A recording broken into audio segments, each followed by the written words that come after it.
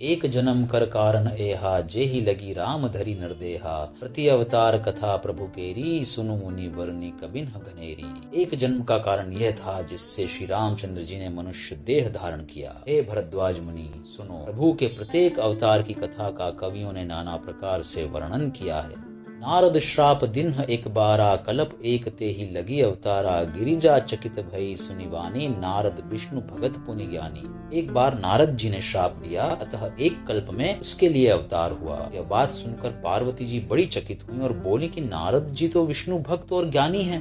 कारण कवन शाप मुनि दीन्हा, का अपराध रमापति कीन्हा। यह प्रसंग मोहि कहु पुरारी, मुनि मन मोह अचरज भारी। मुनि ने भगवान को शाप किस कारण से दिया? लक्ष्मीपति भगवान ने उनका क्या अपराध किया था? हे पुरारी शंकर जी, यह कथा मुझसे कहिए। मुनि नारद के मन में मोह होना बड़ा आश्चर्य की बात है। बोले बिहसी महेश तब ज्ञानी मुड़ न कोई, जे ही जस रघुपति करही, जब सो तस ते ही छन होई। तब महादेव जी ने हंस करके कहा, न कोई ज्ञानी है न मूर्ख। श्री रघुनाथ जी जब जिसको जैसा करते हैं वह उसी क्षण वैसा ही हो जाता है। कहूँ राम गुण गाथ भरद्वाज सादर सुनहूँ, भव भंजन रघुनाथ भजु तुलसी तजी मान मद। याज्ञवल्क्य जी कहते हैं कि हे भरद्वाज, मैं श्री रामचंद्र जी के गुणों की कथा कहता हूँ, तुम आदर से सुनो। तुलसीदास जी कहते हैं कि मान और मद को छोड़कर आवागमन का नाश करने वाले रघुनाथ जी को भजो। हिमगिरि गुहा एक अति पावनी, बह समीप सुर सरी सुहावनी। आश्रम परम पुनित सुहावा, देखी देव ऋषि मन अति भावा। हिमालय पर्वत में एक बड़ी पवित्र गुफा थी, उसके समीप ही सुंदर गंगा जी बहती थी। वह परम पवित्र सुंदर आश्रम देखने पर नारद जी के मन को बहुत ही सुहावना लगा। निरखी सेल सरी विपिन विभागा, भयउ रमापति पद अनुरागा। सुमिरत हरि ही शाप गति बाधी, सहज विमल मन लागी समाधि। पर्वत नदी और वन के सुंदर विभागों को देखकर नारद जी का लक्ष्मीकांत भगवान के चरणों में प्रेम हो गया। भगवान का स्मरण करते ही उनके शाप की, जो शाप उन्हें दक्ष प्रजापति ने दिया था और जिसके कारण वे एक स्थान पर नहीं ठहर सकते थे, उसकी गति रुक गई और मन के स्वाभाविक ही निर्मल होने से उनकी समाधि लग गई। मुनि गति देखी सुरेश डेराना, काम ही बोली किन्ह सन्माना। सहित सहाय जाम मम हेतु, चले हर्षि जलचर केतु। नारद मुनि की यह तपोमयी स्थिति देखकर देवराज इंद्र डर गया। उसने कामदेव को बुलाकर उसका आदर सत्कार किया और कहा कि मेरे हित के लिए तुम अपने सहायकों सहित नारद की समाधि भंग करने को जाओ। यह सुनकर मीन ध्वज कामदेव मन में प्रसन्न होकर के चला गया। सुना सिर मन महु असी त्रासा, चहत देव ऋषि मम पुरवासा। जे कामी लोलूप जग माही, कुटिल काक इव सब ही डराही। इंद्र के मन में यह डर हुआ कि देवर्षि नारद मेरी पूरी अमरावती का निवास यानी कि राज्य चाहते हैं। जगत में जो कामी और लोभी होते हैं वे कुटिल कोई की तरह सबसे डरते हैं। सुख हाड़ ले भाग सठ स्वान निरखी मृगराज, छीनी लेई जनी जान जड़ तिमी सुरपति ही न लाज। जैसे मूर्ख कुत्ता सिंह को देखकर सूखी हड्डी लेकर भागे और वह मूर्ख यह समझे कि कहीं उस हड्डी को सिंह न छीन ले, वैसे ही इंद्र को नारद जी मेरा राज्य छीन लेंगे ऐसा सोचते लाज ही नहीं आई। एहि आश्रम ही मदन जब गयऊ, निज माया बसंत निर्मयऊ। कुसुमित विविध बिटप बहुरंगा, कूजहि कोकिल गुंजहि भृंगा।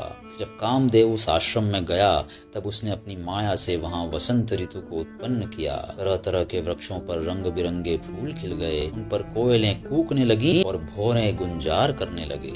चली सुहावनी त्रिविध बयारी, काम कृसानु बढ़ाव निहारी। रंभादिक सुर नारी नबीना, सकल असमसर कला प्रवीणा। कामाग्नि को भड़काने वाली 3 प्रकार की शीतल, मंद और सुगंध सुहावनी हवा चलने लगी। रंभा आदि नवयुवती देवांगनाएं जो सब की सब काम कला में निपुण थीं, करही गान बहु तान तरंगा। बहुविधि क्रीड़ही पानी पतंगा। देखी सहाय मदन हर्षाना, किन्हेसी पुनि प्रपंच विधि नाना। वे बहुत प्रकार की तानों की तरंग के साथ गाने लगी और हाथ में गेंद लेकर नाना प्रकार के खेल खेलने लगी। कामदेव अपने इन सहायकों को देखकर बहुत प्रसन्न हुआ और फिर उसने नाना प्रकार के माया जाल किए। काम कला कछु मुनहि न व्यापी, निज भय डरेउ मनोभव पापी। सीम के चापी सकई को तासु, खड़ रखवार रमापति जासु। परंतु कामदेव की कोई भी कला मुनि पर असर न कर सकी। तब तो पापी कामदेव अपने ही नाश के भय से डर गया। लक्ष्मीपति भगवान जिसके बड़े रक्षक हों, भला उसकी सीमा अर्थात मर्यादा को कोई दबा सकता है? सहित सहाय सभित अति मानिहारी मन मैन, गहे सी जाई मुनि चरण तब कही सुठी आरत बैन। तब अपने सहायकों समेत कामदेव ने बहुत डर कर और अपने मन में हार मानकर बहुत ही आर्त अर्थात दीन वचन कहते हुए मुनि के चरणों को जा पकड़ा।